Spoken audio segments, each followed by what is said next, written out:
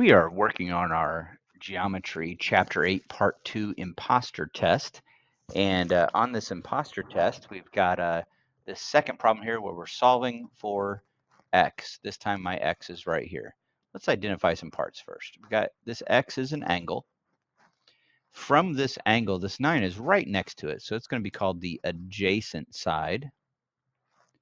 The 13 is on the opposite side of the triangle, so it's going to be called the opposite. Neither one of these is the hypotenuse. The hypotenuse would be this side right here, but it's not going to be a part of this particular problem.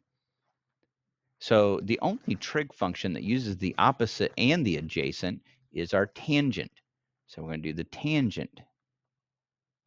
Tangent of the angle equals the opposite, 13, over the adjacent, which is 9. And so there our problem is set up.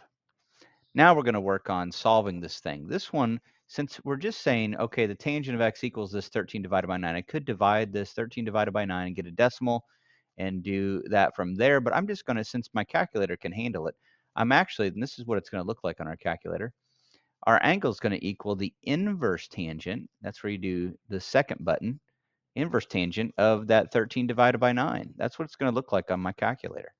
So let me pull up my calculator here. Clear. And we're going to do second and then tangent to get that inverse tangent. You can see it right there. And then we're going to do 13 divided by 9. And I like to close my parentheses when I remember to. And that means that we end up with 55.30. If I round it off to the nearest tenth, we get our angle is 55.3. And since it's an angle, it's degrees. And that is our answer to problem number 2.